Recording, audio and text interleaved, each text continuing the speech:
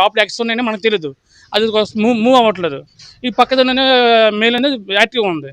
ఆ రెండు పట్టుకొని మన స్నేక్ బ్యాగ్లన్నీ ఇందులో వేసానండి.